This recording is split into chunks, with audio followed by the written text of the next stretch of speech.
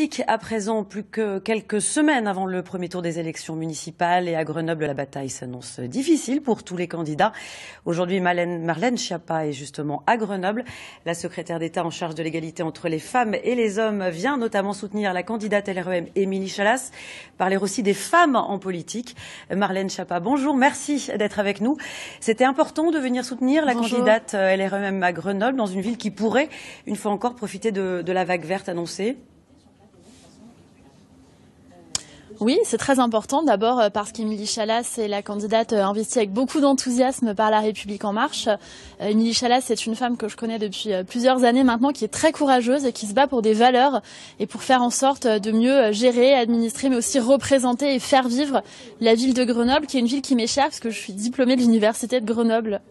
Alors vous venez à Grenoble aussi pour parler de l'importance de l'engagement des femmes en politique, pour qu'elles s'engagent, elles s'investissent. Et justement, eh bien, c'était le cas à Annecy. Vous aviez une députée LREM de Haute-Savoie, Frédérique Lardet, qui était candidate à la mairie d'Annecy. Et le parti a pourtant choisi le maire sortant UDI, Jean-Luc Rigaud. Alors pour que les femmes s'engagent, Marlène Schiappa, il faut déjà commencer par les soutenir. Vous avez tout à fait raison. Il y a une commission d'investiture pour cela qui examine les candidatures diverses et variées et qui a décidé d'investir beaucoup de femmes. Émilie Chalas ici à Grenoble, mais aussi Florence David de Vienne, et puis beaucoup d'autres ici dans la région et partout en France. Mais pas Frédérique Lardet. Non, pas elle. Investir des femmes, ça ne veut pas. Oui, c'est ce que je vous dis. Eh bien, parce qu'il y a une commission d'investiture qui est souveraine, dont je ne fais pas partie, et qui décide des investitures. Être une femme ne doit pas être un handicap. C'est pas non plus une investiture d'office. Et donc là, la commission d'investiture, en l'espèce, a décidé d'investir un candidat homme, comme dans d'autres villes. Les hommes ne doivent pas non plus être exclus, mais il faut soutenir les femmes. C'est ce que nous faisons, par exemple, à Nantes, avec Valérie Opelt, à Rennes, à Lille avec Violette Spilibou, à Rennes avec Carole Gandon, ou dans beaucoup d'autres villes dans lesquelles La République En Marche, qui est le premier parti qui a investi 50% de femmes pour les législatives, a soutenu des femmes. Et là, nous sommes avec toute politique, avec beaucoup de femmes candidates, colistières, têtes de liste, qui s'engagent en politique et que je suis venue soutenir. Comment faire, Marlène Schiappa, pour que les femmes s'engagent plus en politique? Est-ce qu'il y a des choses à faire, un plan de bataille, par exemple?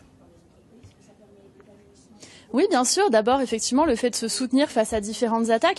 Moi, j'observe qu'ici, à Grenoble, la campagne, elle est d'une violence inouïe, et particulièrement avec la candidate Émilie Chalas. Je trouve qu'on se permet avec elle des choses qu'on ne se permet pas avec d'autres candidats hommes, et qu'elle y fait face avec beaucoup de courage. Et donc, je crois qu'il est important de ne rien laisser passer en matière de sexisme, que ce soit dans les commentaires qui s'intéressent au physique ou à la vie privée des femmes politiques bien plus qu'à celle des hommes politiques, mais aussi quand ça va plus loin dans les attaques, y compris violente. Donc ce soutien et cette vigilance de chaque instant, je crois qu'elle est fondamentale. Peut-être aussi le fait de ne pas décourager les femmes. Il y a ici beaucoup de jeunes femmes, des étudiantes, et je crois que c'est important de leur dire que la politique, c'est vrai que c'est un monde dur et violent parfois, mais ça peut être aussi une occasion de défendre la vision qu'on a de la société, de défendre des valeurs, des causes, et ça, je crois qu'il ne faut pas s'en priver. Alors, je le disais, Grenoble est une des villes, avec Montpellier ou encore Rouen, Lyon, Besançon, dans laquelle une vague verte est annoncée. On a déjà un maire écologiste, Éric Piolle, qui se représente. Quelles sont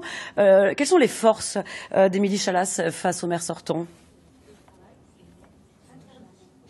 Moi, j'observe d'abord qu'Émilie Chalas, c'est quelqu'un qui a construit un programme collectif très entouré. Elle a su rassembler autour d'elle, avec y compris des expertes et des experts, mais aussi des citoyennes et des citoyens de la ville de Grenoble. Et sur des questions comme l'ordre public, je crois qu'elle porte quelque chose de très clair que le maire sortant porte avec beaucoup plus d'ambiguïté, je dirais, en ce qui concerne la question tout simplement de l'ordre public ou des blocages à Grenoble. Et Émilie Chalas, elle est claire sur un certain nombre de valeurs, notamment la laïcité, la question de la défense des femmes, qui est un sujet qui me tient à cœur particulièrement. Merci beaucoup, Marlène Schiappa, d'avoir répondu à nos questions. Merci beaucoup. Merci à vous surtout. Emploi après